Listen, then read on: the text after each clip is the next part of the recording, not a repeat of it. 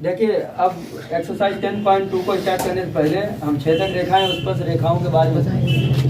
तो सबसे पहले छेदक रेखा होती क्या है कि वह रेखा जो वृत्त को दो पृथक पृथक बिंदुओं पर प्रतिच्छेद करती है, वृत्त की छेदक रेखा अथवा छेदिका कहलाती है। देखिए एक उदाहरण है, जैसे कि ये वृत्त है, ठीक, ये वृत्त है, इसको दो अलग अलग बिंदुओं पर प्रतिच्छेद कर दिया। देखो एक बिंदु मान लो ये P हो गया, ये Q हो गया, दो अलग अलग बिंदुओं पर प्रतिच्छेद किया कि नहीं किया बताओ? तो ये छेदक रेखा है। ये क्या है? अब वृत्त की स्पर्श रेखा क्या होती है? जो वृत्त को केवल और केवल एक बिंदु पर स्पर्श करती है उसे हम वृत्त की स्पर्श रेखा कहते हैं। जो वृत्त को केवल और केवल एक बिंदु पर स्पर्श करती है उसे हम वृत्त की स्पर्श रेखा कहते हैं। जैसे सुनो, यहाँ पर एक बिंदु हमने रख दिया और यहाँ से हमने खींच दिया, तो ये क्या हो गया? स्पर्श रेखा। इसी बिंदु से होके जाएगी, बिल्कुल इसी बिंदु से होके जाएगी। समझ पा रहे हो? ये वृत्त की क्या होगा? स्पर्श रेखा, जो इस बिंदु से होके गई। अच्छा, इस बिंदु को हम क्या कहते हैं? इस बिंदु को हम कहते हैं स्पर्श बिंदु। क्या कहते हैं? इंग्लिश में कहें तो पॉइंट ऑफ कांटेक्ट। ऐसा क्यों पॉइंट ऑफ कांटेक्ट क्यों कहते हैं? क्योंकि देखो ये वृत्त से भी लगा रहता है और ये स्पर्श रेखा के साथ होता है, इसलिए इसे पॉइंट ऑफ कांटेक्ट कहते हैं। क्योंकि लाइन के साथ कांटेक्ट में रहता है, पॉइंट लाइन के साथ कांटेक्ट, हाँ, तो इसे पॉइंट ऑफ कांटेक्ट भी कहा जाता है, अर्थात स्पर्श बिंदु। समझ रहे हो? ठीक। दूसरी बात ये होती है कि ये उभयनिष्ठ स्पर्श बिंदु क्यों कहा जाता है? इसको उभयनिष्ठ स्पर्श बिंदु इसलिए कहते हैं क्योंकि वृत्त का भी अभिष्ट बिंदु होता है और जो दी हुई रेखा होता है उसका भी अभिष्ट बिंदु होता है। अभिष्ट मतलब जो दिया गया बिंदु है, समझ रहे हो? तो इसीलिए इसको हम उभयनिष्ठ स्पर्श बिंदु भी कहते हैं। समझ गए? आगे समझिएगा। आगे बोला ये गया है कि एक वृत्त तथा रेखा का प्रतिच्छेदन कितने प्रकार से किया जा सकता है? 3 प्रकार से। पहली स्थिति देखिए, एक रेखा किसी भी बिंदु पर वृत्त को नहीं काटती। एक रेखा किसी भी बिंदु पर वृत्त को नहीं काटती है। पहली स्थिति, एक रेखा किसी भी बिंदु पर वृत्त को नहीं काटती। देखो, जो रेखा किसी भी बिंदु पर वृत्त को ना काटे उसको हम कहते हैं अप्रतिच्छेदी रेखा। क्या कहते हैं? देखो ये रेखा वृत्त को किसी भी बिंदु पर नहीं काट रही, नहीं काट रही, तो इस रेखा का नाम क्या होगा बताइए? इस रेखा का नाम होगा अप्रतिच्छेदी रेखा। अप्रतिच्छेदी रेखा।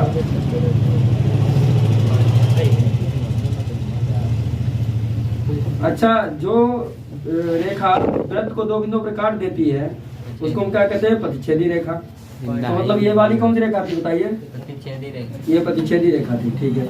दूसरी स्थिति यही बोली गई है कि रेखा केवल एक बिंदु पर वृत्त को काटती है अथवा स्पर्श करती है। बात तो सही तो है, एक बिंदु पर केवल काटती है या स्पर्श करती है? ध्यान से देखना, ये स्पर्श भी करती है और वृत्त को काटती भी है। तुम कहोगे काटती कहाँ है? ये तो केवल स्पर्श करती हुई जा रही है। तो वृत्त का अपना कुछ जो सर्किल बनता है उसकी जो परिधि होती है वो अपने में कुछ मोटाई में होती है, समझ रहे हो? तो कुछ मोटाई में होने के कारण जो हम रेखा खींचते हैं, जो रेखा खींचते हैं तो वृत्त को काटती है एक्चुअल में। देखो ऐसे, तो ये काटती है बीच में, समझ रहे हो नहीं समझ रहे हो? तो काटती भी है और उस बिंदु पर स्पर्श भी करती है। तभी इसने लिख दिया है कि जो रेखा होती है वो केवल एक बिंदु पर वृत्त को काटती है अथवा स्पर्श करती है। तीसरी स्थिति रेखा की ये है कि रेखा 2 भिन्न भिन्न बिंदुओं पर वृत्त को प्रतिच्छेद करती है। रेखा 2 भिन्न भिन्न बिंदुओं पर वृत्त को प्रतिच्छेद करती है। देखो 2 भिन्न बिंदुओं पर प्रतिच्छेद करती है। इसी रेखा को अगर थोड़ा भीतर बढ़ा दिया जाए तो 2 भिन्न बिंदुओं पर ये प्रतिच्छेद कर लेगी। दिखाई पड़ रहा है? एक P पर और एक Q पर। तो इस प्रकार रेखा की 3 स्थितियां होंगी। कितनी स्थितियां होंगी? 3। अब कुछ एक्स्ट्रा शार्ट है उनको भी समझ लें कि एक रेखा किसी वृत्त को 2 से अधिक बिंदुओं पर नहीं काट सकती। 2 से अधिक बिंदुओं पर नहीं काट सकती कभी। ये बताइए, एक रेखा को एक वृत्त पर कितने बिंदु हो सकते हैं बताइए? अपरिमित रूप से अनंत। कितने हो सकते हैं? अपरिमित रूप से अनंत। यहाँ पर भी हो सकता है, यहाँ पर भी हो सकता है, यहाँ पर भी हो सकता है, यहाँ पर, मतलब हर जगह हो सकता है। तो अगर बिंदु अपरिमित रूप से अनंत हो सकते हैं तो ये क्वेश्चन आ सकता है बहुविकल्पी टाइप, MCQ टाइप, कि बताइए अगर अनेक बिंदु हो सकते हैं तो कितनी स्पर्श रेखाएं वृत्त पर खींची जा सकती हैं? बताओ। अनंत। क्यों? क्योंकि एक बिंदु से एक स्पर्श रेखा खींची जाती है और अगर वृत्त पर अपरिमित रूप से अनंत बिंदु हो जाएंगे तो उस पर जो है असंख्य अपरिमित स्पर्श रेखाएं खींची जा सकती हैं। बात क्लियर है? ये बहुविकल्पी टाइप क्वेश्चन आएगा। 1 खींची जा सकती है, 2 खींची जा सकती है, 1 से अधिक, या फिर अपरिमित रूप से अनंत। तो तुम लिखोगे एक वृत्त पर अपरिमित रूप से अनंत स्पर्श रेखाएं खींची जा सकती है। क्यों? क्योंकि वृत्त पर जो है अनंत बिंदु हो सकते हैं। समझ रहे हो? अच्छा ठीक है। दूसरी स्थिति ये है कि एक रेखा किसी वृत्त को 3 बिंदुओं पर काटती है तो इसका अर्थ होगा कि 3 सदैखी बिंदुओं से होकर जाने वाला एक वृत्त खींचा जा सकता है, जो कि असंभव है। कैसा है? बिल्कुल असंभव है। ध्यान से देखना, 3 बिंदुओं पर पहली बात तो कभी भी रेखा काट नहीं सकती है वृत्त को। अगर काटने की भी कोशिश करेगी तो वो एक रेखा पर आ जाएंगे। किस पर आ जाएंगे? देखिए ध्यान से, जैसे कि सुनो, हमने इसको कटवाया 2 बिंदुओं पर और हम चाहते हैं कि 3 बिंदुओं पर वृत्त को काटे। तो 3 बिंदुओं पर काटने के लिए आवश्यक है देखिए पहली बात तो ये 2 बिंदु पे काटेगी, अगर हम इसे 3 बिंदु पे कटवाने की कोशिश भी करेंगे तो हम नहीं करवा पाएंगे, वृत्त तो छोटा करते चले जाएंगे, वो तो एक रेखा में बदल जाएगा। देखो ध्यान से, पहले मान लो इतना वृत्त बड़ा था, फिर इतना आया, फिर इतना आया, फिर इतना आया, इतना आया, अंततः इतना आ गया, तब जाके वो एक रेखा पर जब भले आ जाए तब जाके 3 बिंदु बन सकते हैं और रेखा पर 3 बिंदु आ सकते हैं। कहने का मतलब ये हुआ कि संरेखित तो हो सकते हैं लेकिन वो वृत्त को कभी भी 3 बिंदु पर नहीं काट सकते। बात समझे, वृत्त को केवल 2 और 2 बिंदु पर ही काटा जा सकता है, जो कि उसको उसकी प्रतिच्छेद रेखा हो सकती है। समझ रहे हो नहीं समझ रहे हो? अच्छा ठीक है, आगे यदि कोई रेखा किसी वृत्त को स्पर्श करती है तो केवल स्पर्श बिंदु ही स्पर्श रेखा तथा वृत्त का उभयनिष्ठ बिंदु होता है। अगर कोई रेखा वृत्त को स्पर्श करती है तो स्पर्श रेखा ही जो जिस बिंदु पर स्पर्श करती है वो बिंदु जो होता है उसका स्पर्श बिंदु होता है, उसी को हम उभयनिष्ठ बिंदु कहते हैं। ऐसा क्यों कहते हैं, अभी बोला था, इस बिंदु को उभयनिष्ठ बिंदु इसलिए कहते हैं क्योंकि ये जो है रेखा के साथ भी कांटेक्ट में रहता है और वृत्त के साथ भी कांटेक्ट में रहता है। कांटेक्ट मतलब संपर्क में रहता है, रेखा के साथ भी इसका संपर्क है और वृत्त के साथ भी संपर्क है, इसीलिए इसको हम क्या कहते हैं, उभयनिष्ठ स्पर्श बिंदु। क्या कहते हैं, समझ में आ रही बात नहीं समझ में आ रही, ये सब चीजें जरूरत पड़ेंगी, देखो ध्यान से समझना। आगे यदि कोई रेखा किसी वृत्त को स्पर्श करती है तो स्पर्श बिंदु के अतिरिक्त स्पर्श रेखा पर प्रत्येक बिंदु उस वृत्त के बाहर स्थित होता है। सुनो, अगर कोई रेखा किसी वृत्त को स्पर्श करती है तो स्पर्श बिंदु के अतिरिक्त अन्य जो बिंदु होंगे वो वृत्त के बाहर होंगे। जैसे समझिए, ये देखिए एक बिंदु पर स्पर्श कर गई, अब स्पर्श बिंदु के अतिरिक्त अन्य जो बिंदु होंगे इस रेखा के बाहर में होंगे। जैसे मान लो ये बिंदु P है तो यहाँ पर Q हो सकता है, देखो वृत्त के बाहर है कि नहीं, अन्य बिंदु पर स्पर्श नहीं हो रही है भाई, जिस बिंदु पर स्पर्श करेगी वही तो बिंदु वृत्त पर होगा और वही वृत्त की स्पर्श रेखा पर रहा होगा। अब अन्य बिंदु तो वृत्त के बाहर ही होंगे, होंगे कि नहीं होंगे। देखो बिंदु P पर स्पर्श किया तो बिंदु P ही वृत्त के कांटेक्ट में है क्या Q है नहीं, क्या R हो सकता है नहीं, क्या S हो सकता है नहीं, ये सब कहाँ होंगे, वृत्त के बाहर होंगे। तो ये बात बता दी, ये बहुविकल्पी टाइप क्वेश्चन आ सकता है कि अगर कोई बिंदु से कोई स्पर्श रेखा जाती है तो अन्य बिंदु क्या उस वृत्त पर हो सकते हैं, दूसरा वृत्त के अंदर हो सकते हैं, तीसरा वृत्त के बाहर हो सकते हैं, या फिर इनमें से कोई नहीं, ऐसे ऑप्शन देके आएगा तो तुम कहोगे अन्य सभी बिंदु जो है वृत्त के बाहर होंगे, बाहर हो सकते हैं। समझ रहे हो नहीं समझ रहे, मतलब बहुविकल्पी टाइप क्वेश्चन 4, 5, 6 इसी से निकल आएंगे, इसी टॉपिक से तुम्हें अगर निकाल के दिखाएं तो। आगे देखो कि उस वृत्त के केंद्र से दूरी त्रिज्या से अधिक होती है। फिर दूसरी शर्त बोली गई, यदि कोई रेखा किसी वृत्त को स्पर्श करती है, जैसे ये रेखा इस बिंदु पर इस वृत्त को स्पर्श करती है तो इसकी वृत्त के केंद्र से दूरी त्रिज्या से अधिक होगी। देखो तो इसकी जो है वृत्त के केंद्र से दूरी, वृत्त के केंद्र से दूरी, ये केंद्र है, ये केंद्र से जो दूरी है वो त्रिज्या से अधिक होगी, ये त्रिज्या है, अधिक होगी, बताओ अधिक नहीं हो सकती। लंब तो सबसे छोटी होती है भुजा ना, ये जो लंब पड़ रही है ओपी सबसे छोटी भुजा होती है। उसने क्या बोला कि उस वृत्त के केंद्र से दूरी त्रिज्या से अधिक होगी, केंद्र से जो दूरी है त्रिज्या से अधिक नहीं हो सकती, त्रिज्या से अधिक नहीं हो सकती। तो समझ रहे, इस प्रकार से भी बहुविकल्पी टाइप क्वेश्चन बन सकता है। समझ रहे नहीं समझ रहे, चलिए ठीक है। अब मेन एक्सरसाइज पर आते हैं जो कि एक्सरसाइज है 10.2 और 10.2 में 2 प्रमेय हम लोग पढ़ेंगे। जो पहले प्रमेय है देख लीजिए थोड़ा, ये प्रमेय नंबर 1 ये हम लास्ट में प्रूव करवाएंगे एक्सरसाइज एंड होने के बाद, लेकिन इससे पहले इसका मतलब आएगा जो इसमें लगेगी प्रमेय, इसको याद होना चाहिए। पहली प्रमेय यही है कि वृत्त की स्पर्श रेखा स्पर्श बिंदु से होकर जाने वाली त्रिज्या पर, इसको समझिएगा। देखिए वृत्त की स्पर्श रेखा, वृत्त की ये अगर वृत्त का केंद्र हो गया तो स्पर्श रेखा हमेशा किसी एक बिंदु से होकर जाएगी। वृत्त पर कोई एक बिंदु ले लीजिए और इस बिंदु से होकर क्या जाएगी, स्पर्श रेखा। देखिए ध्यान समझिए, मान लीजिए हमने यहाँ पर बिंदु Q ले लिया, कौन से ले लिया, Q ले लिया, उसी Q बिंदु से होकर क्या जाएगी बताइए, स्पर्श रेखा। तो हमने बोला कि वृत्त की स्पर्श रेखा, वृत्त की स्पर्श रेखा का नाम अगर थोड़ा दें तो क्या नाम हो गया, PQ, ठीक है। वृत्त की स्पर्श रेखा स्पर्श बिंदु से होके जाने वाली, स्पर्श बिंदु से होके जाने वाली त्रिज्या, ये क्या होगी, त्रिज्या पर लंब होती है। अगर ये लंब होती है तो हमेशा स्पर्श बिंदु के साथ 90 डिग्री का एंगल बनेगा। किसके साथ बनेगा, स्पर्श त्रिज्या, समझ रहे हो। तो ये प्रमेय ये कहती है कि वृत्त की स्पर्श रेखा स्पर्श बिंदु से होकर जाने वाली त्रिज्या पर लंब होती है तो हमेशा जो है पॉइंट ऑफ कांटेक्ट जिसको स्पर्श बिंदु कहते हैं उसके साथ एंगल कितने डिग्री का बनेगा, 90 डिग्री का। ये बात क्लियर है। चलिए दूसरी प्रमेय देख लीजिए, दूसरी प्रमेय इसकी जस्ट विपरीत है। बताया किसी वृत्त की त्रिज्या के सिरे पर खींचा गया लंब उस वृत्त की स्पर्श रेखा होती है। किसी वृत्त की त्रिज्या के सिरे पर खींचा गया लंब, ये देखिए ध्यान से, ये वृत्त की त्रिज्या है, ठीक है। इस सिरे पर ये लंब मालूम पड़ रहा है, अगर हम उल्टा करें तो लंब मालूम पड़ेगा, ये स्वयं इस पर लंब मालूम पड़ रहा है तो स्वाभाविक है वो उस पर लंब ही होगी। समझ रहे हो नहीं समझ रहे हो, मतलब उल्टा कर दिया गया, जस्ट इस प्रमेय की विलोम को कर दिया। चलिए ठीक है, फिलहाल ज्यादातर इसी का प्रयोग होता है, इसका ज्यादातर इसका प्रयोग होता है। एक लास्ट है, इसका और प्रयोग होगा बच्चों, देखो जिसको हम कहते हैं अल्टरनेट सेगमेंट थ्योरम। अच्छा अल्टरनेट सेगमेंट थ्योरम क्या होती है इसको भी समझिए। वैसे तो शॉर्टकट में लिख सकते हो आप लोग, अल्टरनेट सेगमेंट थ्योरम, अल्टरनेट वैसे अगर वहाँ पर लिखना चाहो वहाँ पे लिख देना, ये कोई समस्या वाली बात नहीं है, एग्जामिनर इतना समझ जाएगा। लेकिन वहाँ पूरी ये स्पेलिंग सहित लिखना, अल्टरनेट सेगमेंट वहाँ स्पेलिंग सहित लिखना, फिर अल्टरनेट सेगमेंट थ्योरम। अब बात ये आती है कि अल्टरनेट सेगमेंट थ्योरम होती क्या है, तो इसको भी समझ लीजिए। जैसे मान लीजिए ये हमने वृत्त जो खींचा है और इस पर एक जीवा खींच दी जाए, जैसे ये जीवा ही तो है, ये पी क्यू क्या मालूम पड़ रहा है बताओ, जीवा, पी क्यू जीवा है। तो जीवा भी खींची जाए, साथ में एक स्पर्श बिंदु से होकर के एक स्पर्श रेखा खींची है। सुनिए, हमने स्पर्श बिंदु से होकर क्या खींच दी है, थोड़ी किनारे जा रही, यहाँ से होकर जानी चाहिए।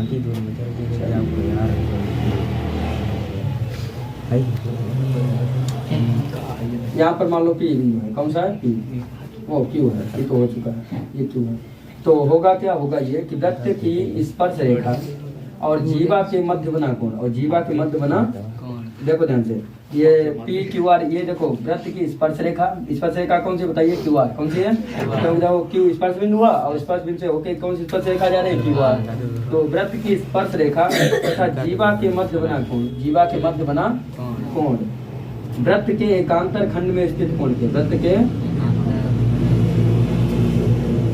के एकांतर खंड में स्थित कोण के क्या होता है, बराबर होता है पी क्यू आर, इसको यस नाम दीजिए। इसका मतलब ये हुआ, अगर ये थीटा है तो ये भी एंगल कितना हो जाएगा, क्या प्रमेय समझ में आई है, ये क्या प्रमेय कहती है कि वृत्त की स्पर्श रेखा, ये स्पर्श रेखा हो गई कौन सी, क्यू आर, तथा वृत्त की जीवा, जीवा कौन सी होगी, पी क्यू, वृत्त की स्पर्श रेखा और वृत्त की जीवा के मध्य बना कोण, मध्य बना कोण वृत्त के एकांतर खंड में, एकांतर खंड मतलब भीतर, एकांतर खंड में स्थित कोण के क्या होता है, मतलब ये कोण इसके बराबर जाएगा। क्या समझ में आया, वृत्त की स्पर्श रेखा और जीवा के मध्य बना कोण वृत्त के एकांतर खंड में बने कोण के बराबर होता है। इसको शॉर्टकट में कहते हैं अल्टरनेट सेगमेंट। अब हम यही लिखा करेंगे डायरेक्ट, अल्टरनेट सेगमेंट। समझ पा रहे हो आप लोग, ठीक है। तो अब हम अपनी एक्सरसाइज स्टार्ट करते हैं। अब आपके बहुत अच्छी तरह समझ में आएगा।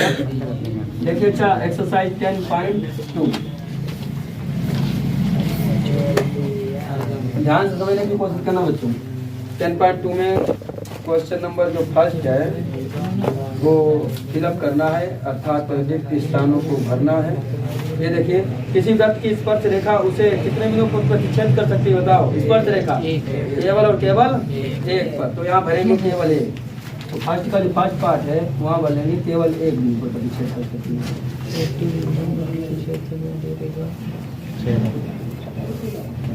केवल एक। अच्छा, सेकंड आप लोग बताना, सेकंड वाला। सेकंड वाले में ये है कि वृत्त को दो बिंदुओं पर प्रतिच्छेद करने वाली रेखा को क्या कहते हैं, छेदक रेखा या फिर छेदिका, सीकेंट जिसको बोलते हैं। क्या बोलते हैं, छेदक रेखा।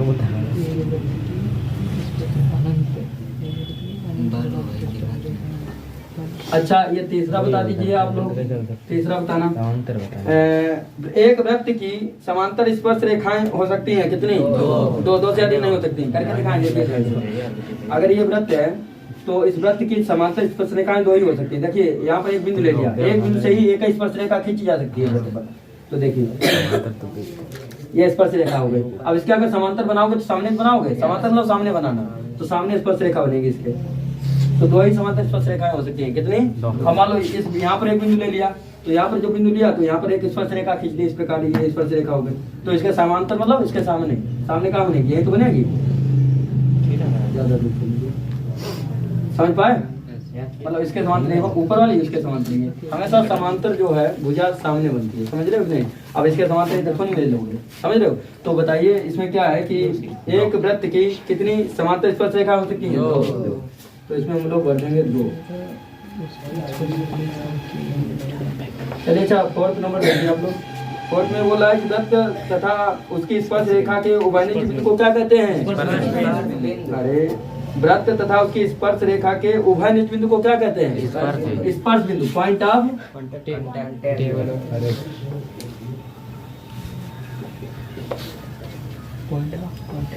पॉइंट ऑफ कांटेक्ट क्यों बोला जाता है, क्योंकि इसका कांटेक्ट रेखा के साथ मतलब लाइन के साथ और वृत्त के साथ रहता है, इसलिए इसको क्या कहते हैं, पॉइंट ऑफ कांटेक्ट, और हिंदी में क्या कहते हैं, स्पर्श। चलिए, अच्छा आते हैं क्वेश्चन नंबर 2 पर। मतलब क्या आती है? एक वृत्त की कितनी स्पर्श रेखाएं हो सकती हैं बताओ? अनंत।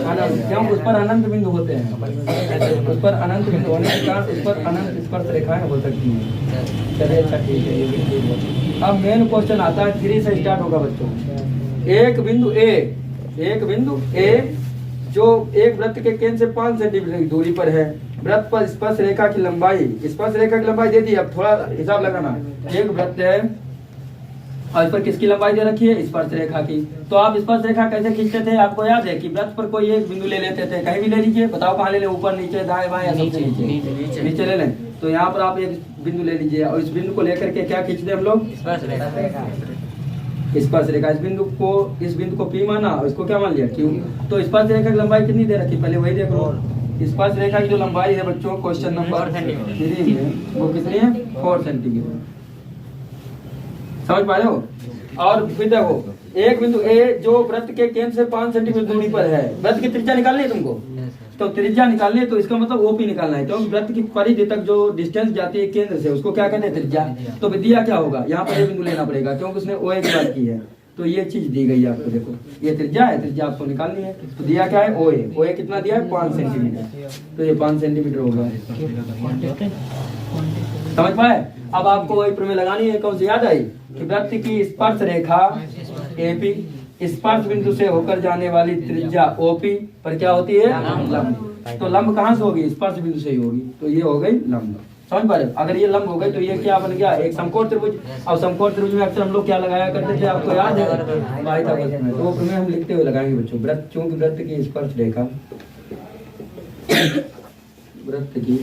रेखा, ये चाहे साथ में लिख लें आप लोग। वृत्त की स्पर्श रेखा स्पर्श बिंदु से होकर जाने वाली त्रिज्या पर लंब होती है।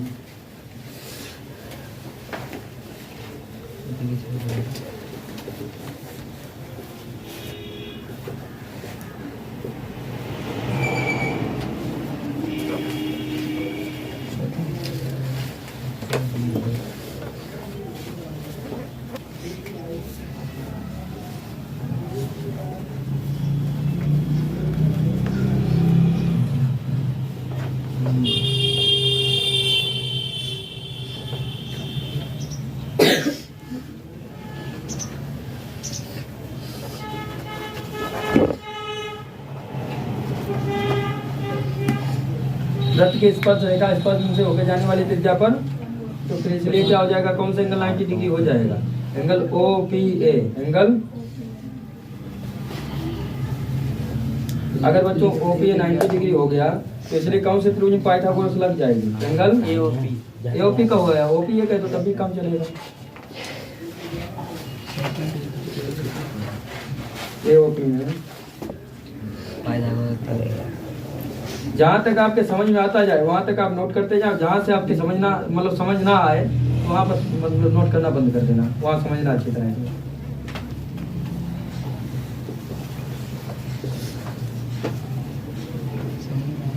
पाइथागोरस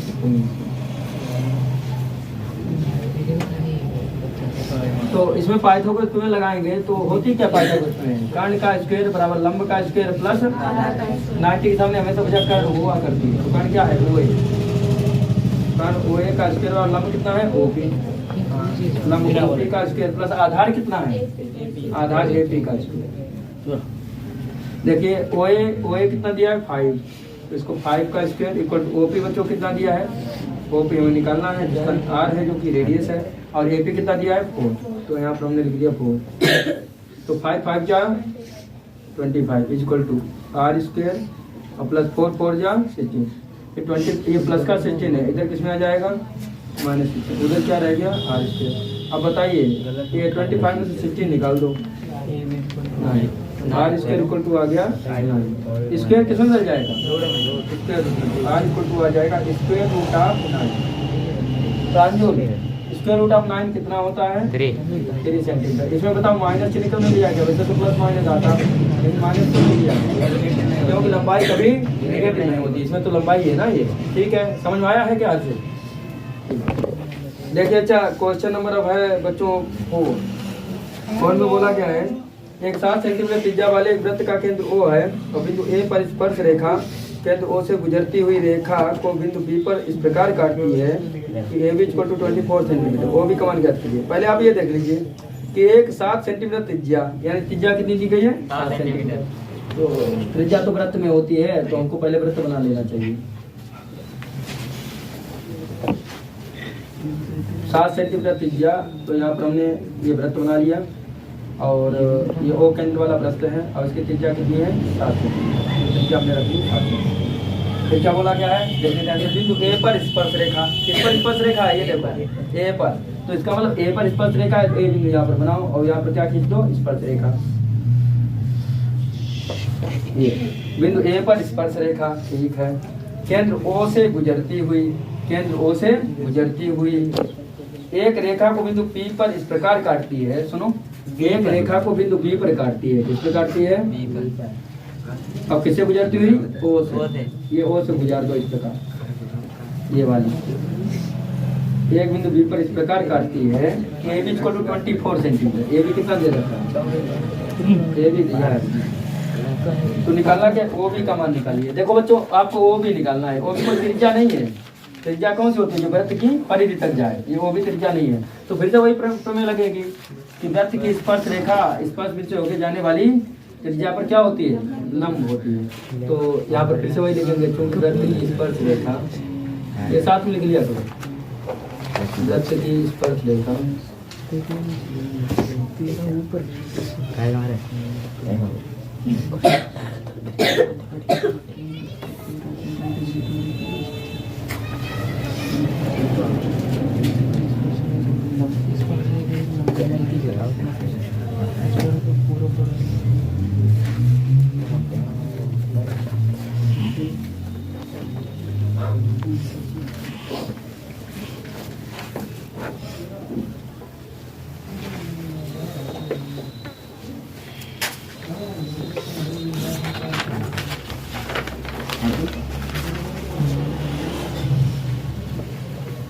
बाहर आ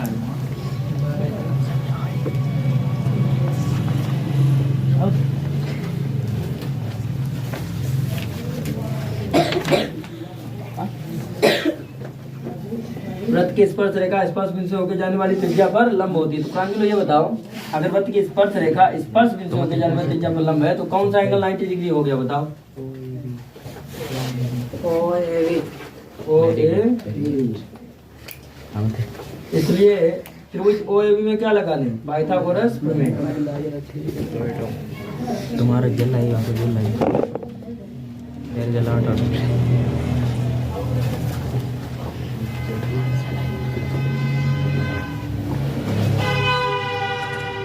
पाइथागोरस प्रमेय क्या होती है, कर्ण का स्क्वायर, कर्ण कितना है ओ बी, कर्ण ओ बी का स्क्वायर बराबर लंब का स्क्वायर, लंब कितना है ओ ए, लंब ओ ए का स्क्वायर प्लस आधार का स्क्वायर, हर से बातें नहीं। देखो इधर प्लस आधार का स्क्वायर, आधार कितना है ए बी का स्क्वायर, तो इधर देख लीजिए ओ बी कितना दिया है, ओ बी तो निकालना ही हमको। और ये ओ ए कितना दिया, ओ ए कितना दिया 7, 7 का स्क्वायर। और ये ए बी कितना दिया है 24 का स्क्वायर। 7 7 का मल्टीप्लाई कर दो, 24 का करो 576, जोड़ दो। तो ये ओ भी स्क्वायर आएगा, स्क्वायर किसमें मिल जाएगा, स्क्वायर रूट ऑफ 625 किसका होता है 25 का। तो ओ भी इक्वल टू कितना आ गया 25 सेंटीमीटर। माइनस साइन नहीं लेंगे, क्यों नहीं लेंगे, क्योंकि ये लेंथ है, लंबाई है। समझ में आया क्वेश्चन, ठीक नोट कर लो। देखना अच्छा क्वेश्चन नंबर बच्चों है 5 तरफ ध्यान देना। 5 में ये बोला गया है कि 5 सेंटीमीटर त्रिज्या वाले एक वृत्त के केंद्र से 13 सेंटीमीटर दूरी पर स्थित बिंदु से वृत्त पर खींची गई स्पर्श रेखा की लंबाई ज्ञात करो। सुनो, इसमें सीधी बता दी गई बात, स्पर्श रेखा की लंबाई ज्ञात करो किसकी, अब क्या दी गई 5 सेंटीमीटर त्रिज्या और 13 सेंटीमीटर लंबाई है। देखिए ध्यान से, अगर ये एक वृत्त है तो यहाँ पर ये क्या हो जाएगी आपकी स्पर्श रेखा इस बिंदु पर, सही है। और ये वृत्त का क्या हो गया केंद्र, और केंद्र से ये जो खींची गई है इसको क्या कहेंगे त्रिज्या, और त्रिज्या बच्चों कितनी दी गई है 5 सेंटीमीटर। तो यहाँ पर हम 5 सेंटीमीटर ऐसे त्रिज्या को लिख लिए, सही है। अर्जित यहाँ पर हमने त्रिज्या को लिख लिए और केंद्र से 13 सेंटीमीटर दूरी पर स्थित एक बिंदु पर वृत्त पर खींची गई स्पर्श रेखा की लंबाई ज्ञात करो। तो ध्यान देखना, यहाँ पर अगर बिंदु ए मान लें और यहाँ पर अगर बिंदु बी मान लें तो केंद्र से ये दूरी खींची गई है, जो ये दूरी आपको दे रखी है, कितनी दे रखी है, 13 सेंटीमीटर। तो स्पर्श रेखा की लंबाई निकालनी है। फिर से वही प्रमेय लगा देंगे बच्चों जो पीछे लगाते आए हैं। अब हम उस प्रमेय को लिखेंगे नहीं, डायरेक्ट वही लिखेंगे। क्या कि देखो प्रमेय होती क्या, हम इसको बताते हैं कि वृत्त की स्पर्श रेखा स्पर्श बिंदु से होकर जाने वाली त्रिज्या पर लंब होती है। तो लंब होती है, कहाँ से लंब होगी, स्पर्श बिंदु से, सही है। तो ये लंब हो गई। अब यहाँ पर लगा देंगे डायरेक्ट क्या, पाइथागोरस थ्योरम। कौन से त्रिभुज में, ए ओ बी में।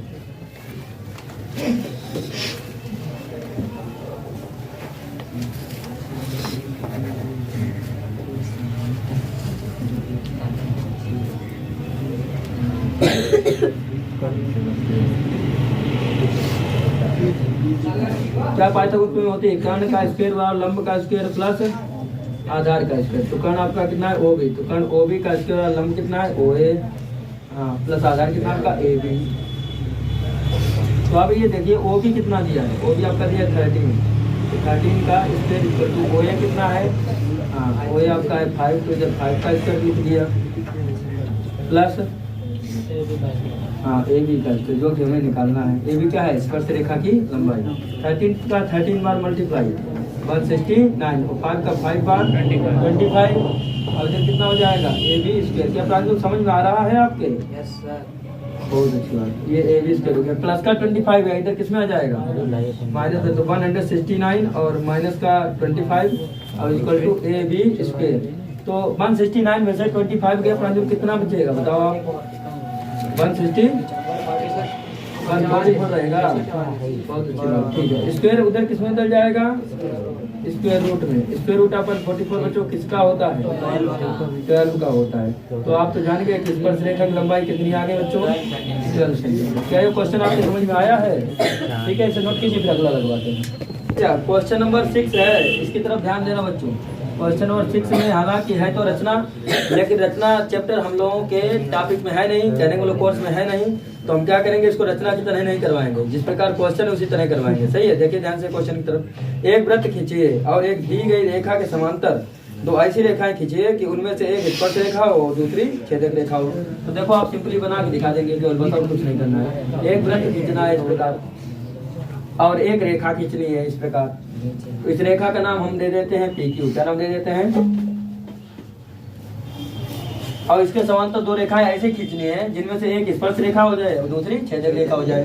तो देखो इसके समांतर मतलब, समांतर मतलब क्या होता है, सामने खींच देना। तो इसके सामने खींच दो, एक स्पर्श रेखा खींच दो इस प्रकार। स्पर्श रेखा तो नहीं हुई अभी, ठीक। ये क्या हो गई, स्पर्श रेखा। और एक छेदक रेखा खींच लो इसी के समांतर, ये छेदक रेखा हो गई। इस स्पर्श रेखा का नाम हमने दे दिया A B C, A B C. और इसका नाम पी क्यू तो हो ही चुका था, पी क्यू आर और यस, आर यस। ये छेदक रेखा पूरी आ रही है। तो देखो बस हो गया, लग गया क्वेश्चन, समझ में आया? इतना सा था क्वेश्चन। अब इनको अभी आगे भी देख लो, नेक्स्ट क्वेश्चन भी देख लीजिए। क्वेश्चन नंबर कौन सा है, क्वेश्चन नंबर 7। ये तो 6 लग गया है, अब 7 की तरफ ध्यान देना। अच्छा 7 में क्या है, 6 तो सिंपल था। 7 में ये बच्चों ये फिगर साथ साथ बना लेना,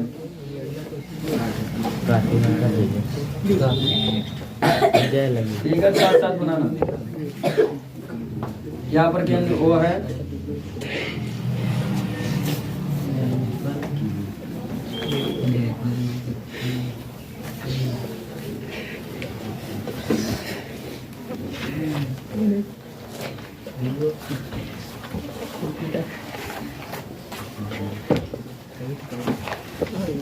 चलो अच्छा पहले ये नोट करो, बात करेंगे।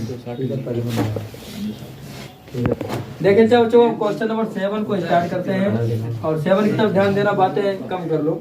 संलग्न चित्र में वृत्त टी क्यू टी डैश का केंद्र O है। इधर देखो वृत्त टी क्यू टी डैश का केंद्र क्या है, O है।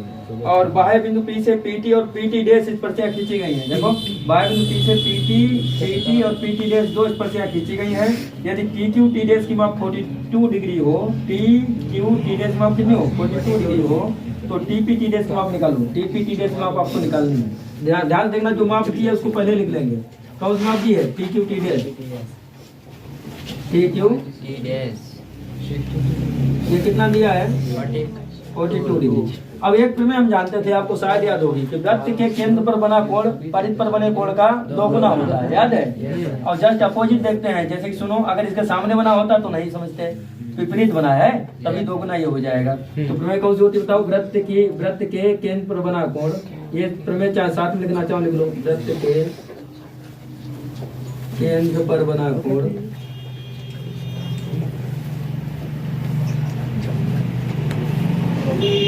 परिध पर बने कोण का दो गुना होता है।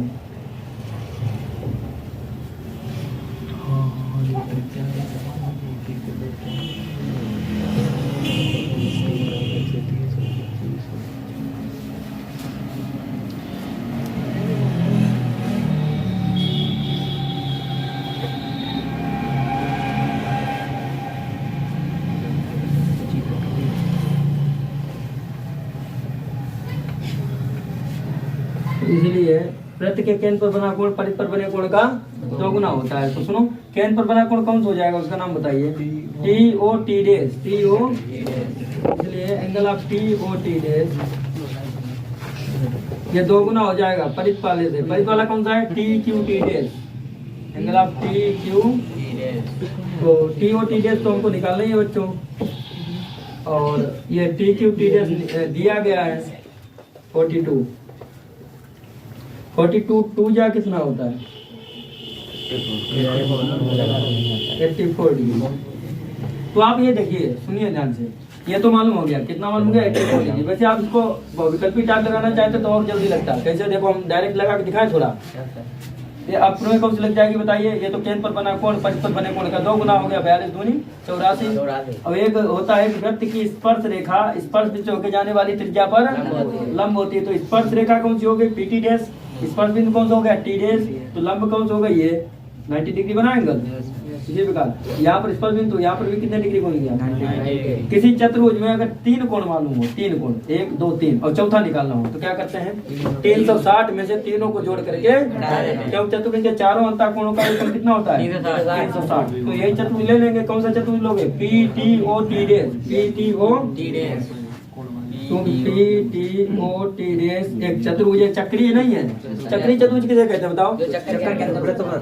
जिसके चारों शीर्ष वृत्त पर होते हैं, समझ रहे हो? तो P T O T dash, P T O T dash एक चतुर्भुज है, सिंपल चतुर्भुज है, एक चतुर्भुज है।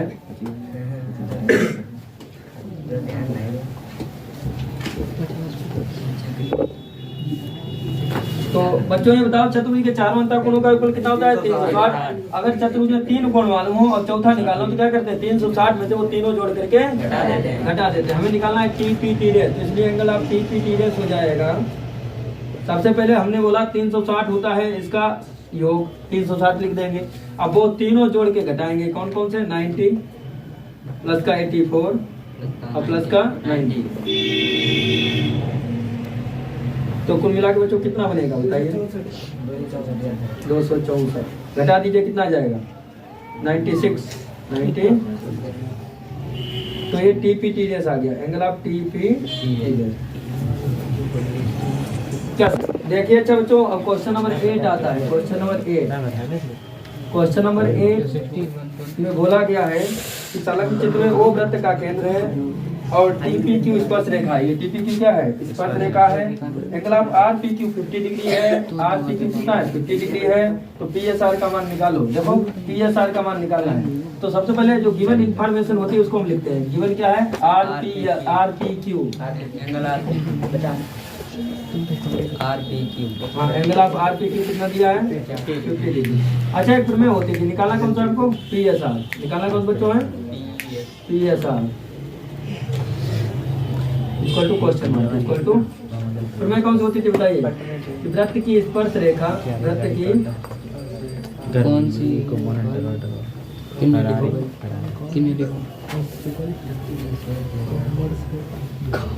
वृत्त की स्पर्श रेखा कौन सी है भाई? तथा तथा वृत्त की जीवा के मध्य बना कोण, वृत्त की जीवा के मध्य बना, वृत्त की स्पर्श रेखा तथा स्पर्श बिंदु से होकर जाने वाली जीवा के मध्य, ऐसा लिखते हैं। ऐसे लिख दो, वृत्त की स्पर्श रेखा तथा वृत्त की जीवा, वृत्त की जीवा के बना मध्य बना कोण।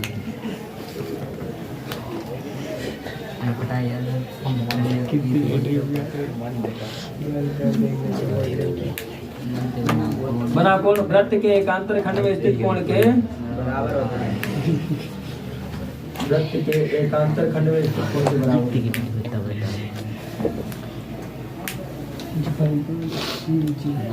गुजरात गुजरात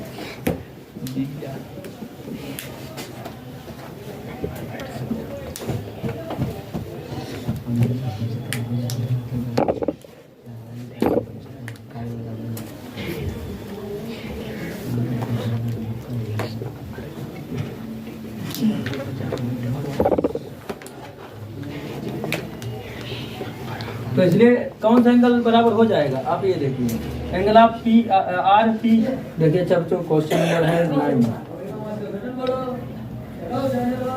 9 की तरफ ध्यान देना। बोला गया संलग्न चित्र में ओ वृत्त का केंद्र है, स्पर्श रेखा एस टी वृत्त को बिंदु पी पर स्पर्श करती है। स्पर्श रेखा देखो ये एस टी है, वृत्त को बिंदु पी पर स्पर्श करती है। और angle P R Q, angle P R Q मतलब ये एंगल आर दिया है 120 डिग्री। तो क्यू पी टी की वैल्यू ज्ञात कीजिए। तो जो दिया है सबसे पहले वो लिख लेंगे। क्या दिया है? Angle P R Q, angle P R Q कितना दिया है? 120 डिग्री। और निकालना कौन सा है? Q P T. तो यहाँ लिख देंगे Q P T, angle of Q P T equal to question mark, Q P T equal to question mark. अब देखना ध्यान से, ये अगर पी आर क्यू दिया है और आपको ये मालूम होता होगा कि पी आर क्यू के ये क्या है? चक्रीय चतुर्भुज है। आपको अगर क्यू पी टी निकालना है तो क्यू पी टी निकालने के लिए ये एंगल मालूम होना चाहिए, क्योंकि वृत्त की जीवा स्पर्श रेखा के मध्य बना कोण उसके एकांतर खंड में स्थित कोण के बराबर होता है। पहले तुम ये लिख दें कि ये जो पी आर क्यू के ये क्या है? एक चक्रीय चतुर्भुज है। तो पी आर क्यू के एक चक्रीय चतुर्भुज है। पी आर क्यू के एक चक्रीय चतुर्भुज है।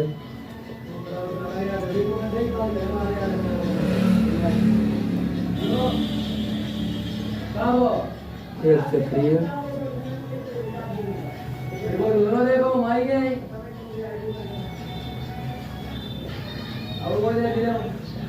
चक्रीय चतुर्भुज समकोणों का ऊपर कितना होता है? 180 है। तो इसलिए कौन समकोण है? पी आर क्यू और पी के क्यू। तो आप लिख लेंगे angle of P R Q plus angle of P K Q equal to कितना आ जाएगा? 180 डिग्री। अब पी आर क्यू कितना दिया आपको? 120 डिग्री दिख रहा है? P R Q 120 degree. तो यहाँ हमने लिख दिया 120 डिग्री और प्लस पी के क्यू और इक्वल टू कितना हो गया? Equal to 180 degree. अब निकाल दो एंगल पी के क्यू। तो angle of P K Q equal to आ जाएगा बच्चों 60 डिग्री। हाँ, पी के क्यू आ जाएगा 180 और माइनस का 120। तो 180 में से 20 हटा दो 60 डिग्री। तो angle of P K Q इसको तो कितना आ गया? 60 डिग्री। अच्छा, पी के क्यू 60 आ गया। तो जानते हैं by alternate segment theorem, segment theorem क्या जानते हैं कि जो वृत्त की स्पर्श रेखा और जीवा के मध्य बना कोण होता है वो उसके एकांतर खंड में स्थित कोण के बराबर होता है। तो ये तो भाई 60 डिग्री आ गया है, इसके इक्वल हो जाएगा कौन सा? Q P T. वो ये निकालना है। तो अल्टरनेट सेगमेंट थ्योरम से जो angle of Q P T है, जो angle of Q P T है वो इक्वल हो जाएगा किसके? बताओ, पी के क्यू के। और पी के क्यू कितना है? 60 डिग्री। तो इसलिए एंगल क्यू पी टी भी कितना हो जाएगा? 60 degree. Angle of Q P T भी हो गया बच्चों 60 डिग्री। क्या समझ में आया है कुछ? देखो चल, क्वेश्चन नंबर 10 है बच्चों। संलग्न चित्र में ओ वृत्त का केंद्र है। देखो ओ वृत्त का केंद्र है और बोला गया स्पर्श रेखा टी पी टी डैश वृत्त को बिंदु पी पर स्पर्श करती है। स्पर्श रेखा टी पी टी डैश किस पर स्पर्श करती है? बिंदु पी पर स्पर्श करती है। तो ये बोला गया है तथा पी ए वृत्त की एक जीवा है। ये पी ए क्या है? एक वृत्त की जीवा है, ठीक है। और यदि पी ओ ए 130 डिग्री हो, पी ओ ए कितना है? 130 डिग्री। इसको पहले लिख लेते हैं, जो गिवन इन्फॉर्मेशन हो उसको तुरंत लिखा करो। तो हमको दिया क्या गया है? हमको दिया गया है P O A, angle of P O A कितना दिया है? 130 डिग्री। फिर ये बोला गया है कि तो ए पी टी की मान निकालो। अब ए पी टी मतलब ए पी टी मतलब ये एंगल निकालना नीचे वाला, समझ रहे हो? तो निकाला angle of A P T equal to question mark. इसमें वही प्रमेय लगेगी, लेकिन इससे पहले आप ये देखो हम जानते हैं कि वृत्त की स्पर्श रेखा स्पर्श बिंदु से होकर जाने वाली त्रिज्या पर लंब होती है। तो ये स्पर्श रेखा है, ये स्पर्श बिंदु है, तो इससे होकर जो त्रिज्या जाएगी इस पर लंब होगी, मतलब इससे होकर यही तो त्रिज्या जा रही होगी, Yes, sir. तो इस पर लंब होगी। लंब होने वाला क्या हुआ, यहाँ से लेकर यहाँ तक का एंगल कितने डिग्री का, 90 डिग्री का। तो पहले ये एंगल निकाल लो, इसमें से ये ऊपर वाला घटा देना तो नीचे वाला आ जाएगा एपीटी, है कि नहीं। तो अब ये कैसे निकालेंगे, तो सीधी सी बात है, पहले ट्रायंगल एओपी में ये OA इक्वल टू OP, ये क्या है, वृत्त की त्रिज्याएं हैं, बराबर है। सिंस OA इक्वल टू क्या हो जाएगा, OP, OA equal to OP, ये बराबर है। ये क्या है, वृत्त की त्रिज्याएं, वृत्त की त्रिज्याएं हैं लेकिन त्रिभुज की भुजाएं हैं। और हम जानते हैं कि अगर त्रिभुज में दो भुजाएं बराबर हो तो उनकी बराबर भुजाओं के सामने के कोण कैसे होते हैं, बराबर होते हैं। ये है वृत्त की त्रिज्या। कुल मिला के ये त्रिज्याएं कहो या भुजाएं को, वृत्त के अंदर न बनी होती तो क्या होती है, भुजाएं होती, और वृत्त के अंदर बनी होने के कारण ये क्या है, त्रिज्याएं हैं। सिर्फ में लगाओ, बराबर भुजाओं के सामने के कोण कैसे होते हैं, बराबर। तो OA के सामने कौन सा कोण आएगा, OPA, भाई OA के सामने ये OA है, इसके सामने कोण कौन सा आएगा, OPA, मतलब ये एंगल, इतने तो आएगा। तो एंगल आप OPA इक्वल टू बताओ किसके हो जाएगा, हाँ OPA इक्वल टू OAP। ये क्यों हो गया आप तो जानते होंगे, भुजाओं के सामने कौन बना? बराबर भुजाओं के सामने कोण कैसे होते हैं, बराबर भुजाओं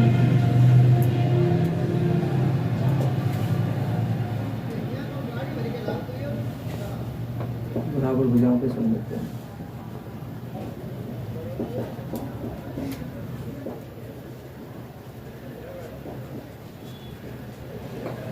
देखिए अब हम क्या करेंगे कि हम वही में लगाएंगे, ये त्रिभुज AOP में बाई एंगल सम प्रॉपर्टी, त्रिभुज AOP में बाई एंगल सम, त्रिभुज के तीनों अंतः कोणों का योगफल कितना होता है, 180।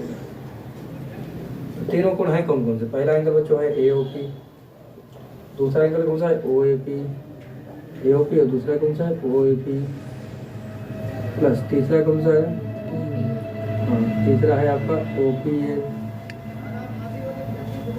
और इक्वल टू कितना हो गया, 180 degree. AOP plus OAP plus OPA equal to 180 degree, ठीक है।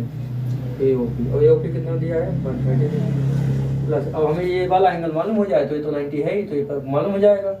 OPA मालूम हो जाए तो OPA मालूम हो जाएगा। देखो OAP के बराबर क्या है, OAP के बराबर OPA है, तो जहाँ OAP है वहाँ क्या रख दें, OPA, ताकि OPA निकाला जा सके, कैपिटल OPA। और इस OPA में कोई परिवर्तन करो ना, इसको ऐसे रखो OPA, और इक्वल टू कितना चला है, इक्वल टू चला है 180 डिग्री, समझ आ रहा है। अब OPA कितना हो जाएगा, 2 टाइम्स OPA, ये 130 प्लस का है तो उधर किस में जाएगा, माइनस में, ये 2 टाइम्स OPA हो गया, 2 टाइम्स एंगल ऑफ OPA, और जो प्लस वाला 130 था उधर किस में चला गया, माइनस में। अब 180 में 130 निकाल दो, हाँ, तो 2 angle of OPA equal to बच्चों आ चुका है 50 डिग्री। 2 मल्टीप्लाई में उधर किस में जाएगा, डिवाइड में, तो angle of OPA equal to आ जाएगा 50/2, 50/2, हाँ, 50/2 का मतलब होता है 25, 50/2 का मतलब होता है 25 डिग्री। OPA आ गया आपका 25 डिग्री। अच्छा OPA 25 डिग्री आ गया, OPA ये वाला एंगल 25 डिग्री आ गया। और एक प्रमेय होती है वो वाली है, स्पर्श रेखा स्पर्श नीचे होकर जाने वाली त्रिज्या पर लंब होती है। तो चूंकि वृत्त की स्पर्श रेखा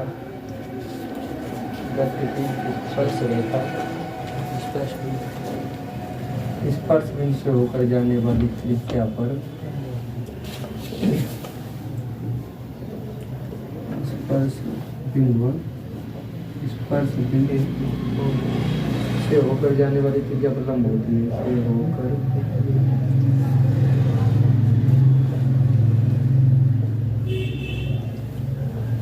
जाने वाली त्रिज्या पर लंब होती है।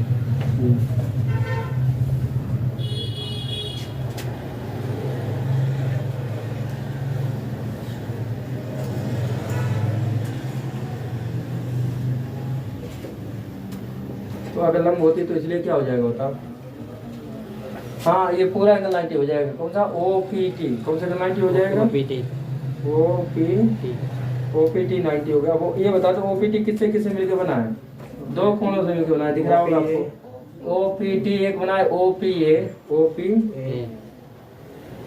और प्लस OPA मतलब ऊपर वाला, और प्लस APT मतलब ये वाला, plus angle of APT APT, इन दो कोणों से मिलकर बना इक्वल टू 90 डिग्री। अब एक की वैल्यू रख दो, OPA की वैल्यू हम लोगों ने निकाली थी, कितनी निकाली 25, तो यहाँ रख दिया 25 degree. 25 plus angle of APT plus angle of APT तो इक्वल टू कितना है 90 डिग्री। तो देखना ये प्लस 25 है, उधर किस में जाएगा माइनस में, तो angle of APT equal to आ गया 90 माइनस का 25, और 90 माइनस 25 निकालना 65। हाँ 10 5 या 5, और यहाँ कितना बच गया 8, 8 में 2 हो गया तो 6, ये आ गया 65 डिग्री। तो ये आंसर हो गया। 11 की तरफ ध्यान देना, क्वेश्चन नंबर 11 क्या बोला गया कि संलग्न चित्र में वो केंद्र वाले वृत्त के बिंदु P पर स्पर्श रेखा APV है। देखो स्पर्श रेखा कौन सी है APV, ठीक है। फिर बोला वृत्त की जीवा PQ बिंदु P पर स्पर्श APV के साथ, स्पर्श रेखा APV के साथ 60 डिग्री का कोण बनाती है। देखो स्पर्श रेखा APV के साथ ये जो है ना कौन सी, ये जीवा QP कितने डिग्री का एंगल बनाती है 60 डिग्री का। फिर ये बोला गया बच्चों POQ तथा लघुवृत्त खंड के कोण की माप ज्ञात करो। देखो एंगल आप POQ निकालना है, ये वाला POQ, और लघुवृत्त खंड में कौन सा कोण बना बताओ भाई। हाँ ये जीवा है तो इसके साथ लघुवृत्त खंड का ये हुआ, और ऊपर दीर्घवृत्त खंड का, यानी आपको POQ निकालना और PSQ निकालना ऐसा। तो you have to find the value of angle, you have to find the value of angle POQ equal to question mark and angle of PSQ equal to question mark which is subtended in the minor segment, understood। ठीक, देखो ये minor segment में बनाया गया है, minor segment के साथ ये बनाया गया है, तो ये एंगल निकालना है। अब निकालोगे कैसे, पहले तो एक वो वाली लगा दो कि वृत्त की स्पर्श रेखा और जीवा के मध्य बना कोण उसके एकांतर खंड में स्थित कोण के बराबर होता है। क्योंकि वृत्त तो बाय अल्टरनेट सेगमेंट थ्योरम लिख देना रे, बाय अल्टरनेट सेगमेंट थ्योरम से क्या होगा angle of QPB, angle of QPB, angle of QPB is equal to हो जाएगा एंगल ऑफ PCQ के। चलो ये तो एक बात ये हो गई, angle of QPB is equal to हो गया एंगल ऑफ PC। ये दोनों कितने कितने हो गए 60। तो एंगल ऑफ PCQ तो बच्चों आ गया, एंगल ऑफ PCQ कितना आ गया 60। अब बात ये आती है कि PCQ 60 आ गया तो POQ कितना आएगा, केंद्र पर बना कोण परिध पर बने कोण का दोगुना होता है। कि ये पे लग जाएगी कि केंद्र पर बना कोण, केंद्र पर बना कोण,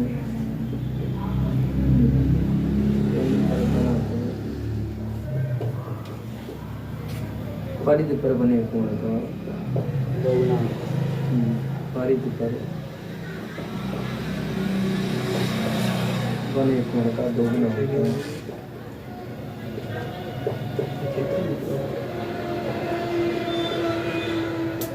अगर बच्चों दोगुना होता है तो मतलब कितना हो जाएगा, तो इसलिए केंद्र पर बना कोण कौन सा है बता दो POQ, ये दोगुना हो जाएगा किसके, हाँ POQ, angle of POQ equal to times of angle of PCQ। तो POQ तो निकालना ही था, तो POQ is equal to 2 times of PCQ कितना दिया 60, तो 60 टू जा कितना होता है 120, तो ये तो आ गया 120 डिग्री आ गया, मतलब ये 120 आ गया। अब बात रह जाती है कि PSQ कैसे निकाला जाए, नहीं ये नहीं लगेगी, क्योंकि अब सीधी सी बात है कि ये अपोजिट बनता तो सही है, अपोजिट ये बना एंगल, हमने कहा था केंद्र के अपोजिट मतलब विपरीत में बने, तब तो ये प्रमेय लग जाती है कि केंद्र पर बना कोण परिध पर बने कोण का दोगुना होता है। अब यहाँ पर केंद्र है इसके सामने ये बना तो प्रमेय नहीं लगेगी, तो अब कौन सी प्रमेय लगेगी, चक्रीय चतुर्भुज के समूह कोणों का ऊपर कितना होता है 180 अंश। तो चक्रीय चतुर्भुज है कौन सा, इसमें नाम बताओ, वो चतुर्भुज जिसके चारों शीर्ष वृत्त पर होते हैं PCQS, चक्रीय चतुर्भुज है, चक्रीय चतुर्भुज है।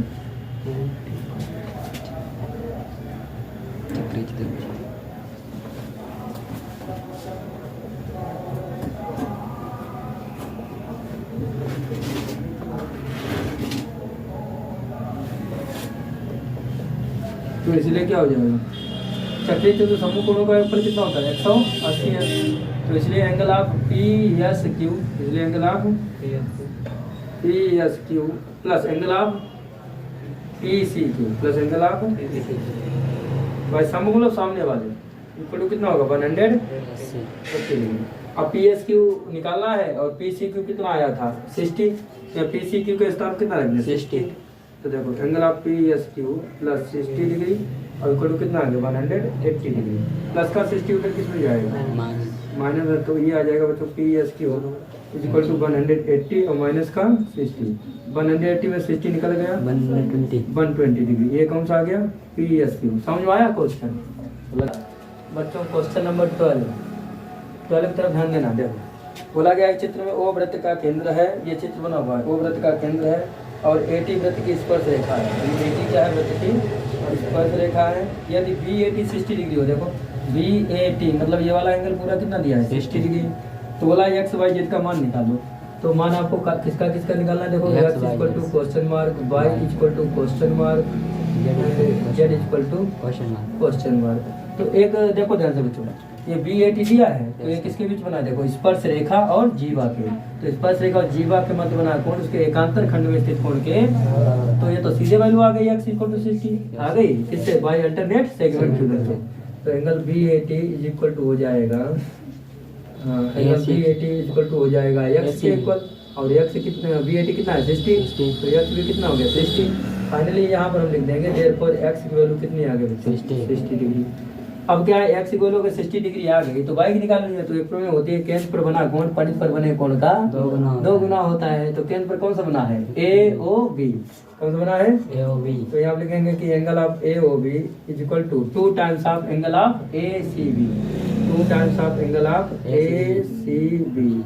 देखिए और ए ओ बी कितना दिया वाई, तो वाई डिग्री इक्वल टू कितना हो जाएगा 2 times of A C B कितना है एक्स, तो ये हो गया 2 टाइम्स ऑफ एक्स डिग्री।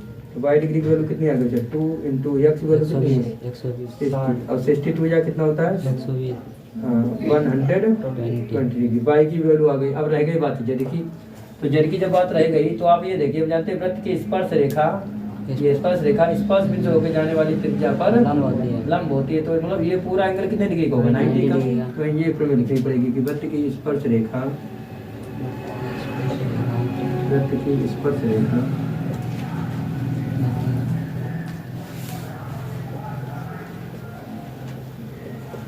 वृत्त की स्पर्श रेखा स्पर्श बिंदु से होकर जाने वाली त्रिज्या पर लंब होती है।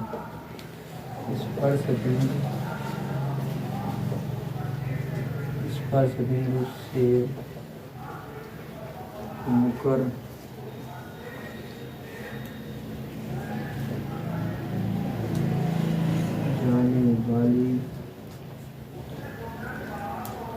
जाने वाली त्रिज्या पर लंब होती है। त्रिज्या पर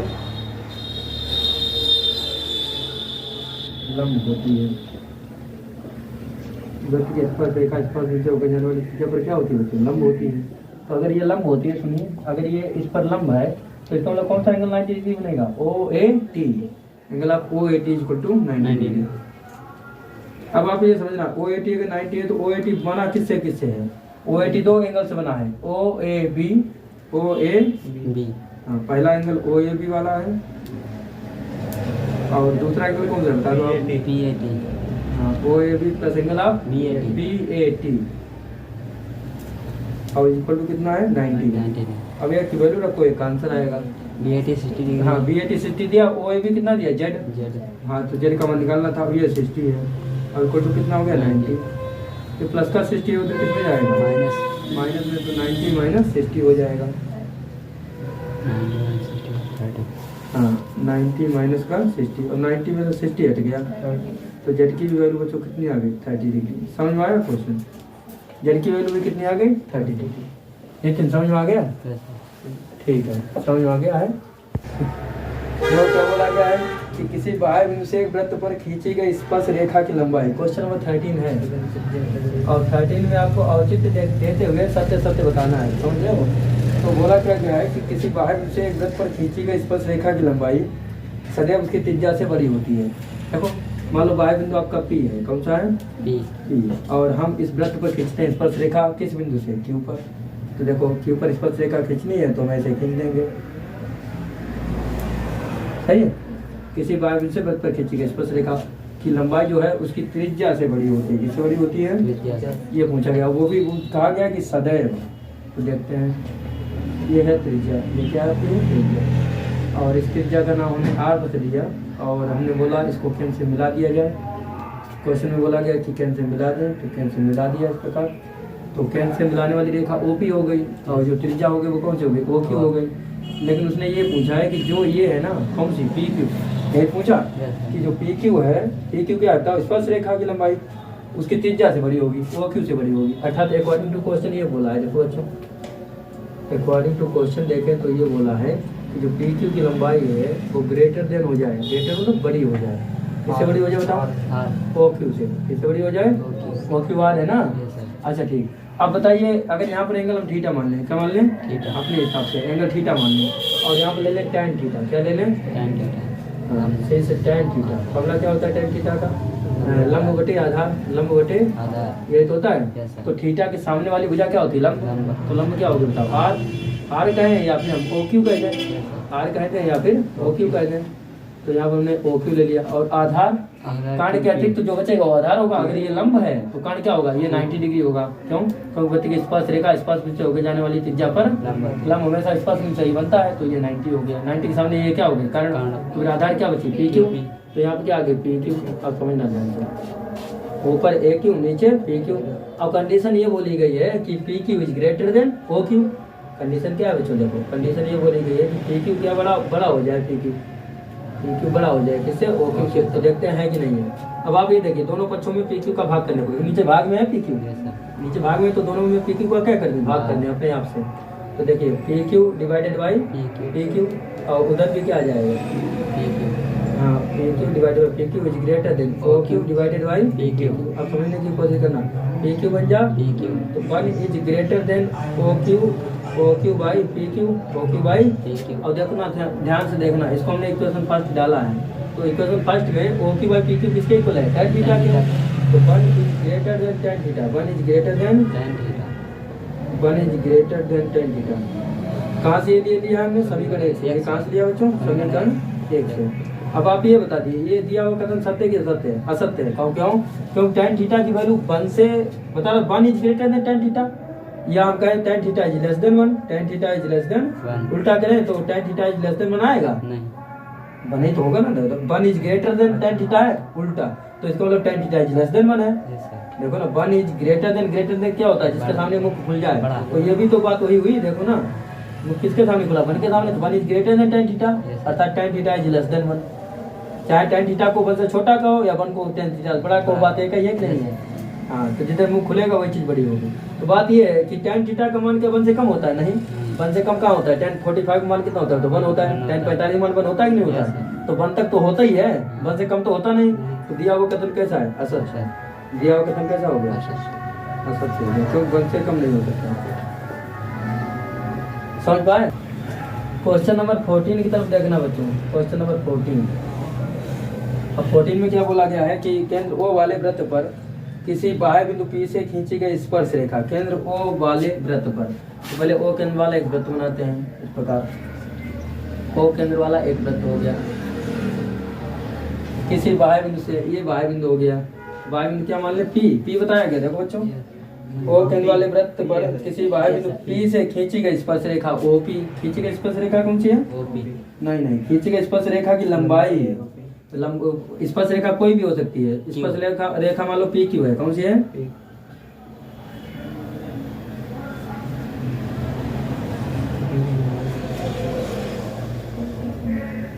ओपी को तो मिलाना है इसको, सही है। अब ये क्या हो गया? नीचे जो स्पर्श वृत्त की स्पर्श रेखा स्पर्श बिंदु के जाने वाली त्रिज्या पर लंब, ये तो लंब रेखा हो गई नहीं?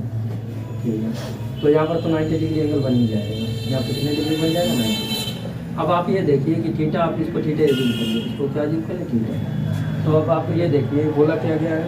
बोला गया है जो स्पर्श रेखा की लंबाई है ना वो ओपी से छोटी होती है। ये जो पी क्यू आएगी ये ओपी से छोटी है कि नहीं है? मतलब इन दोनों में रिलेशन चाहिए, इन दोनों में। तो इन दोनों में रिलेशन कैसे निकालोगे? पहले इसी ट्रेंगल मिलेंगे, त्रिभुज पी ओ क्यू में, त्रिभुज पी ओ क्यू। ध्यान से देखना बच्चों, ट्रेंगल पी ओ क्यू में, ट्रेंगल पी ओ क्यू। तो अगर हम ट्रेंगल पी ओ क्यू ले लें तो इसमें बच्चों में क्या देखने को मिलेगा, ध्यान से देखना। पी ओ क्यू में आप कास्ट थीटा ले लीजिए। क्या ले रहे हैं? क्यों कास्ट थीटा क्यों लेंगे? क्योंकि देखो इसी को चाहिए। अगर हम tan थीटा लेंगे लंब तो चाहिए नहीं, sin थीटा लेंगे तो लंब तो चाहिए नहीं। हमें क्या चाहिए? आधार और कर्ण।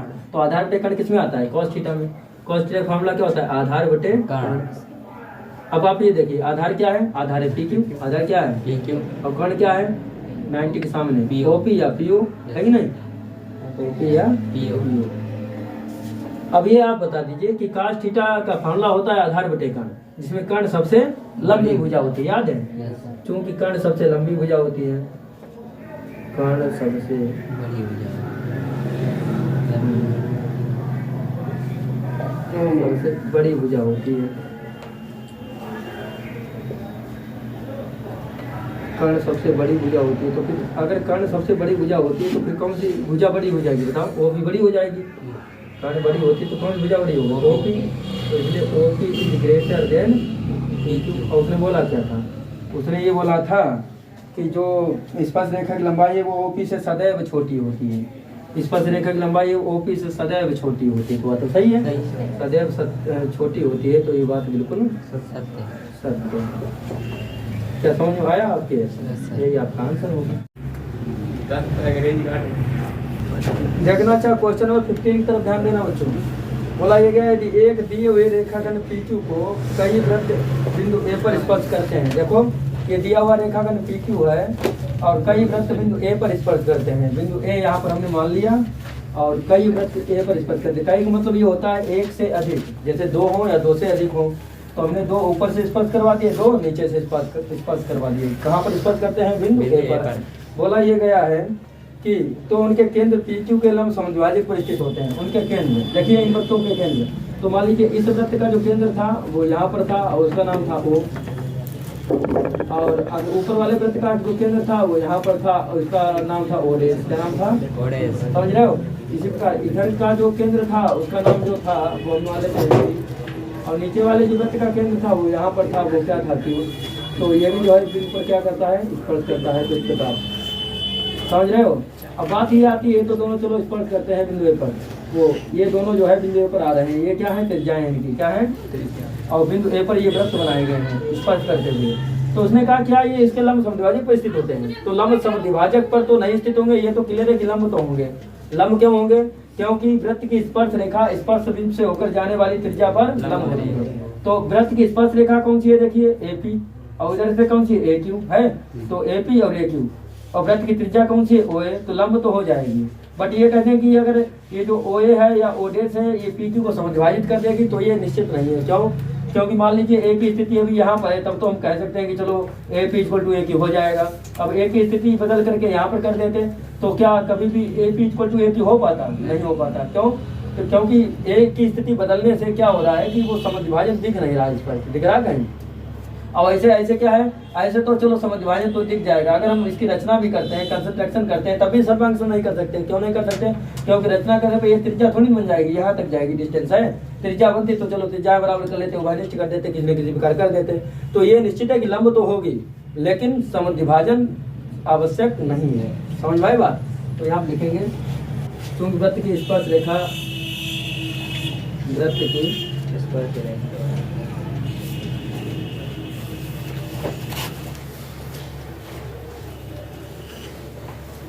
वृत्त की स्पर्श रेखा स्पर्श बिंदु से होकर जाने वाली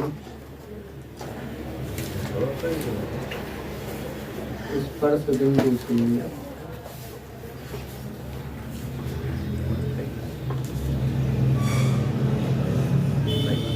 से होकर जाने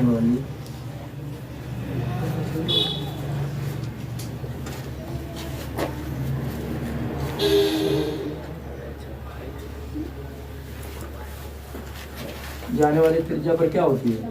लंब होती है। त्रिज्या पर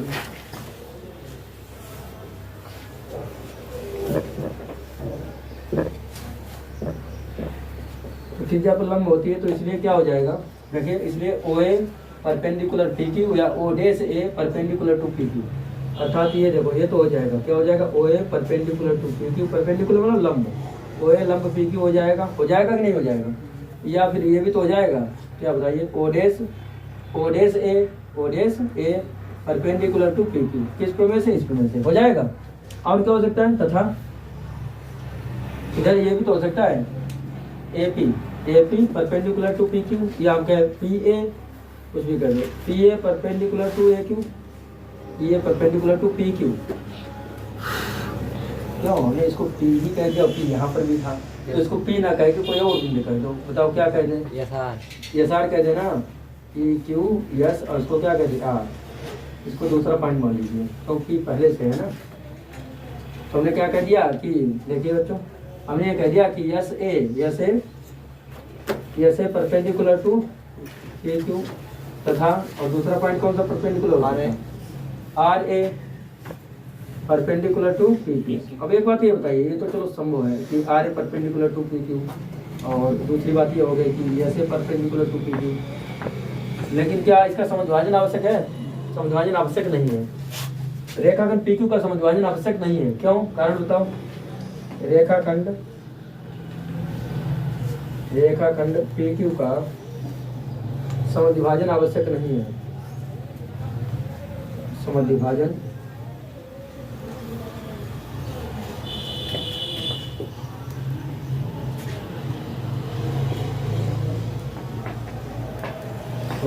आवश्यक नहीं है।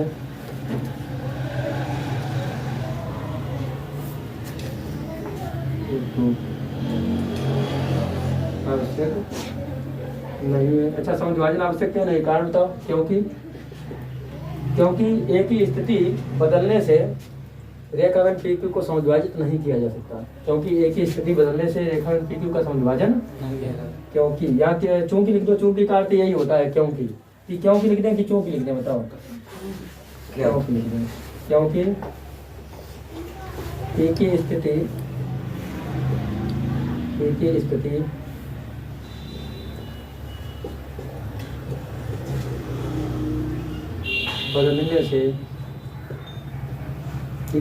बदलने से रेखाखंड पी क्यू का समुद्भाजन आवश्यक नहीं है। रेखाखंड पी क्यू को समुद्भाजित नहीं किया जा सकता। रेखाखंड पी क्यू को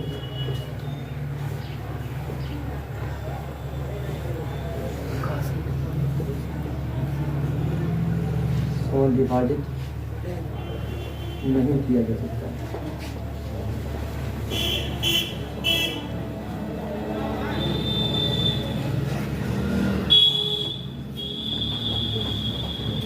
स्थिति बदलने से रेखाखंड पी क्यू को समुद्भाजित नहीं किया जा सकता है।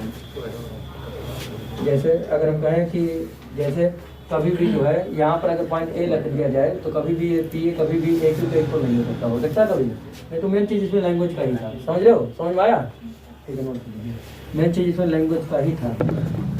देखो चलो स्टार्ट करते हैं। ठीक है, क्वेश्चन नंबर 16 की तरफ ध्यान देना।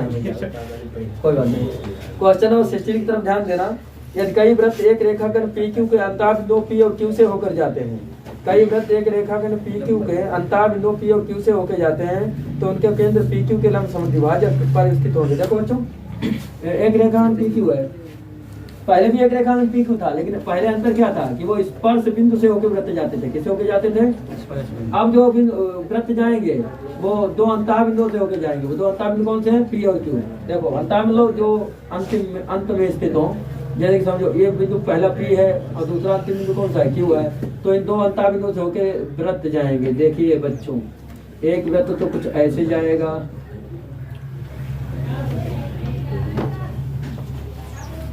समझ रहे हो? दो बिंदुओं से होके गया है बच्चों, और दूसरा वृत्त भी जाएगा तो इन्हीं दो बिंदुओं से होके जाएगा।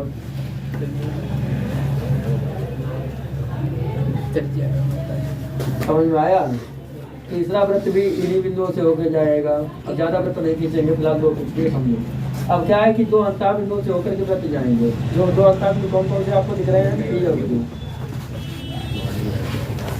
तो उसने ये पूछा है, बात वही बोली फिर से। देखो कि उनके केंद्र पी क्यू के लंब समुद्भाजक में स्थित होंगे। तो इनके केंद्र देखो, मान लो छोटे वृत्त का केंद्र आपका है ओ, क्या है? और बड़े वृत्त का केंद्र क्या मान लें? O dash. छोटे का ओ और बड़े का ओ डैश। तो केंद्रों को मिलाने से उसने बोला है कि ये लंब भी हो जाए ऊपर PQ पर और साथ में PQ को समद्विभाजित भी कर दे, ये दोनों रेखा ऊपर से नीचे तक। यहाँ पे कौन सा पॉइंट मान ले बताओ, ए मान ले।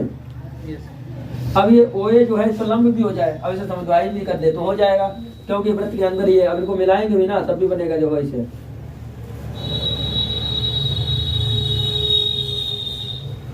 ऐसे ऊपर को मिला दीजिए, नीचे भी मिलाया जा सकता है, लेकिन हम ऊपर भी प्रूव कर देंगे तो नीचे अपने आप प्रूव हो जाएगा। समझे बात वही होगी ना, नीचे से भी तो ट्रायंगल बन जाएंगे, सही है कि नहीं। तो हम पहले इन ट्रायंगल को प्रूव कर दे तो ऊपर वाले अपने आप ट्रायंगल प्रूव हो जाएंगे। सीधी सी बात है, पहले AOP और फिर कौन सा AOQ, इनको क्या कर देंगे, सर्वांग सम कर देंगे, फिर इन्हीं से निष्कर्ष निकालें कि ये लंब है कि नहीं है। तो कौन कौन से त्रिभुज ले लें बच्चों बताओ। एक AOP AOQ, हाँ त्रिभुज AOP तथा त्रिभुज OAQ, AOP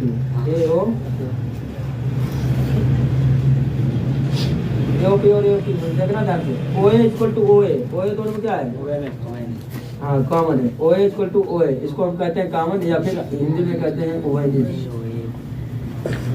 अगला बता दीजिए OP equal to OQ, OP equal to, ये क्या है, त्रिज्या है, और त्रिज्या परस्पर कैसी होती है, बराबर। OP इक्वल टू OQ, ये है त्रिज्या है।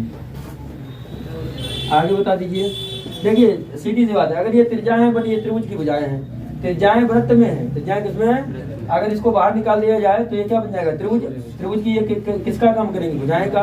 हम जानते हैं कि बराबर भुजाओं के सम्मुख कोण कैसे होते हैं, तो OP के सामने कौन सा कोण आएगा बताओ, OQP, कौन सा आएगा, और OQ के सामने कौन सा कोण आएगा, OPQ। तो अगर हम OPQ को OPA कह दें तो कोई अंतर पड़ेगा भाई, ये OPQ या फिर OPA एंगल तो बीच में P आएगा। तो बात एक है, देखिए OP के सामने कौन सा एंगल आ जाएगा बताइए, OQP।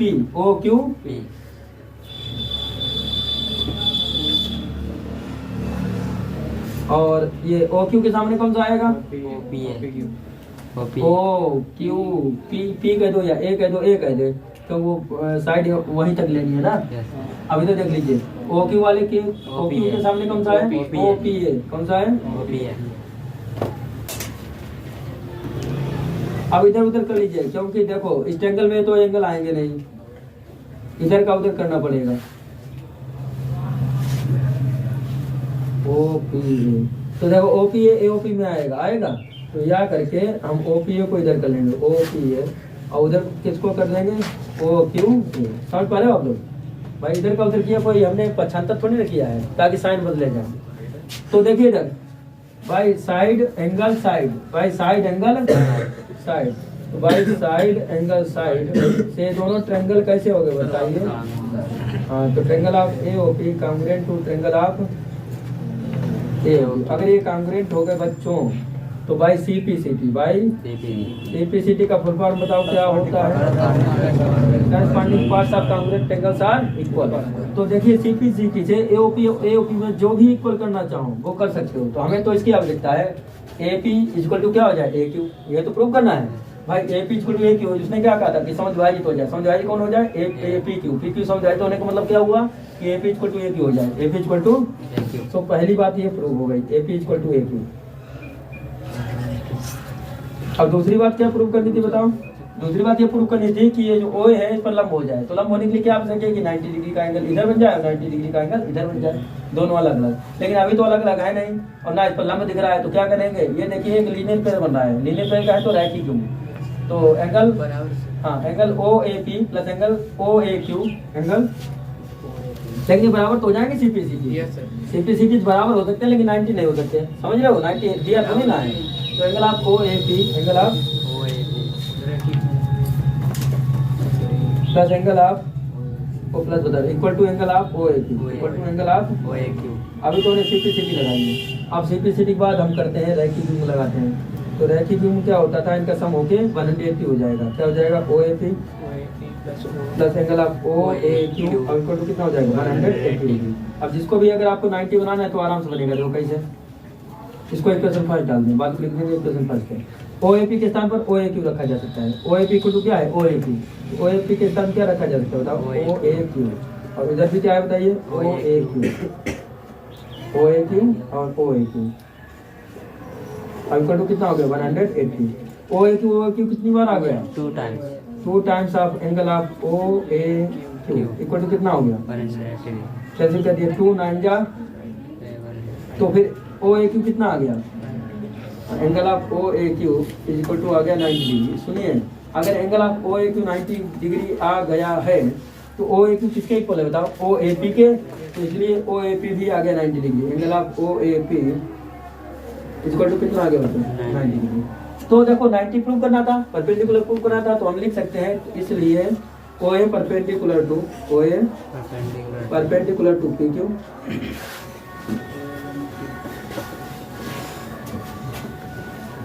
तथा O dash A perpendicular to P Q, perpendicular to. तो दिया हुआ कथन कैसा है बताओ, और पिछला वाला कैसा था, ये दिया हुआ कथन कैसा है सत्य।